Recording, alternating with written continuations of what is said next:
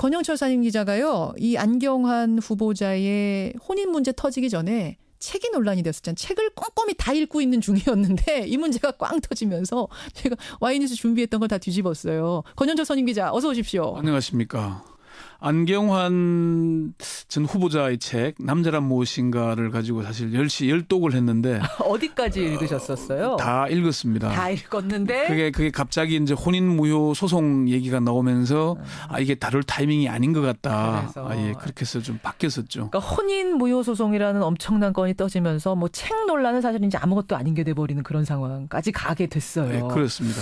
자, 지금 뭐 댓글들도 여러 가지 의견들 들어옵니다만 오늘 와이뉴스에서도 관련된 뭐 이야기를 좀 다루신다고요. 예, 결국 인사 검증 문제이긴 한데요. 안경환 이제 후보자는 자진 사퇴했고 예. 강경화 외교부 장관은 야당의 반대 속에 임명이 됐습니다. 예, 이런 가운데 야당들이 일제히 조국 민정수석과 조현옥 인사수석의 사퇴를 주장하고 나섰고요. 예. 자유한국당 정우택 권한대행은 조 수석을 국회에 출석시켜서 청와대 인사 시스템이 작동하는지 따져보겠다는 입장을 밝혔습니다. 그렇죠. 그래서 오늘 와이뉴스에서는 야당들은 왜 조국 민정수석을 겨냥하나 이렇게 주제를 정해봤습니다. 왜 겨냥하냐. 그러니까 네. 앞에서 우리가 인터뷰로는 다뤘습니다만 권영철 선임 기자는 한 발 더 깊숙이 들어가서 왜 이런 이야기가 나오는가 그 배경을 좀 훑어주시겠다는 말씀이네요. 네. 야당이 일단 사퇴까지 강하게 주장하는 거예요. 조국 민정수석. 그렇습니다. 야당은 안경환 법무장관 후보자와 강경화 외교부 장관에 대한 부실 검증을 이유로 조현옥 인사수석과 조국 민정수석의 사퇴를 주장합니다. 자유한국당 이현재 정책위 의장은 어제 열린 긴급 원내대책회의에서 야3당이 공이 안 된다고 판단 내린 강경화 외교부 장관 후보자를 대통령이 임명을 강행한 데 대해 매우 유감스럽다면서 예. 청와대 인사 검증의 총체적 실패가 드러난 이상 인사 검증을 책임진 조국 민정수석과 조현옥 인사수석은 사퇴함이 마땅하다 이렇게 주장을 했고요. 예, 아까 뭐 원유철 의원 인터뷰도 여러분 들어보셨습니다만 자유한국당 입장은 그렇고 국민의당은 어떤가요? 국민의당 이용호 정책위 의장도 어제 기자회견을 열어서 문재인 대통령은 인사 5대 원칙을 지키지 않고 흠결 있는 후보자를 지명한 것에 대해 국민에게 사과하고 차제의 인사 시스템을 전면 재검토해야 한다고 주장을 하면서 안경환 후보자의 사퇴와 관련해 조국 민정수석과 조현옥 인사수석은 인사검증 총체적 부실의 책임을 지고 사퇴하라. 이렇게 역시 주장했습니다. 사퇴하라 주장. 그래요. 바른정당은 어떤가요? 바른정당의 김영우 의원은 지난 16일 원내대책회의에서 조국 민정수석이 과거 자신이 여당에 들이댔던 기준을 지금 후보자들에게도 들이댔다면은 이러한 청문회 분위기는 없었을 것이라면서 민정수석이 책임을 지고 문 대통령은 국민에게 5대 원칙과 관련해 입장을 밝히라 이렇게 요구를 하게 됐습니다. 그러니까 왜 기준이 왔다 갔다 하느냐 이 얘기를 지금 야당들은 다 하고 있는 건데 네. 일단 국회로 불러서 따지겠다 이 얘기인 거죠 자유한국당은. 그렇습니다. 자유한국당에서는 줄곧 그 얘기를 하고 있습니다.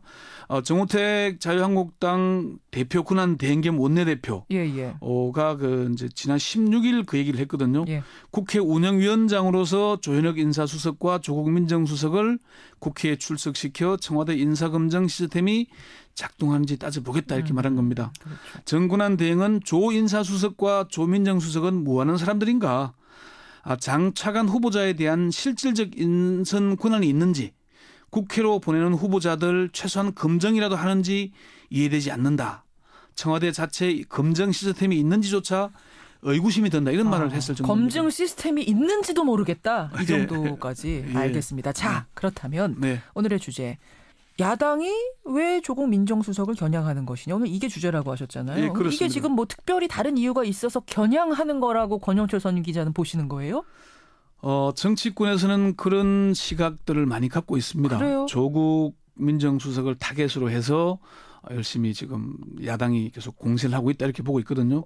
그 이유가 첫 번째는 안경환 법무부 장관 후보자와 조국 민정수석이 특수관계이기 때문입니다. 사제지간이라는 건 지금 알려진 사실이죠. 예, 사제지간이기도 하고 또 뭐 서울대 법대 동료 교수이기도 그렇죠. 했죠. 그래서 예. 부실 검증을 한 게 아닌가.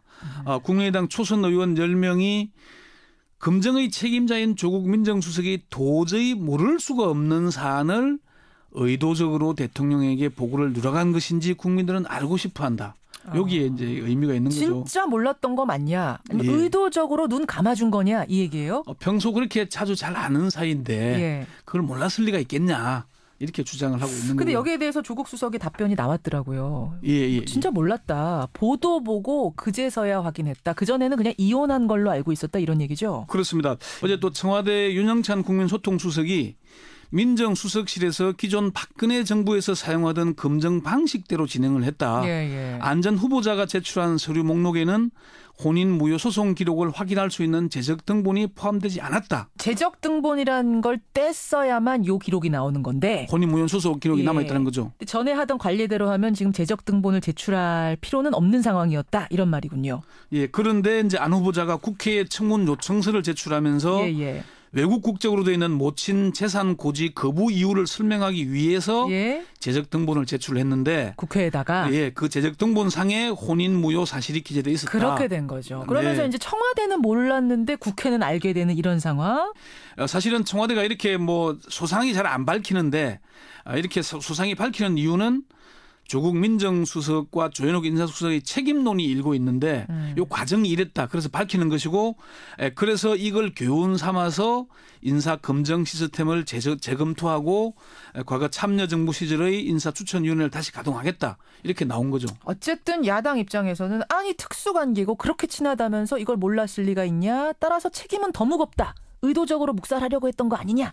라는 이유를 대고 있는 게 첫 번째. 그렇지만 아무래도 뭐 사제지간에 왜 위헌했냐라고 물어보기는 좀 어렵죠. 사실 그렇죠. 이혼한 걸로만 그냥 막연하게 알고 있었다는 얘기. 자, 왜 조국 민정수석을 야당은 더 심하게 겨냥하는 거냐. 두 번째 이유는 뭡니까? 조국 민정수석이 문재인 정부 개혁의 상징이기 때문입니다. 조 수석은 단순히 검찰 개혁만을 추진하는 중심축이 아니라 야당에서는 인사 검증을 문제 삼지만 실제로는 개혁의 아이콘인 동시에 조국 민정수석을 흔들어서 문재인 대통령을 흔들려는 의도가 아닌가 이렇게 보는 거죠. 사실은 파격 인사였죠. 조국 수석은. 개혁을 과감하게 하라는 어떤 상징이기도 했고. 촛불 민심의 반응이다 이런 얘기까지 있었는데 더불어민주당의 한 핵심 당직자도 조국 민정수석은 문재인표 개혁의 아이콘이기 때문에 흔드는 것이다. 조 수석을 흔들어서 문재인 정부를 흔들려는 의도가 아닌가. 아예 적폐청산 자체를 무산시키는 의도가 아닌가라고 보는 사람들도 있었습니다. 왜 더 심하게 조 수석을 겨냥하는 것이냐. 세 번째 이유는 뭡니까? 인사 문제가 터질 때면 제기되는 문제입니다.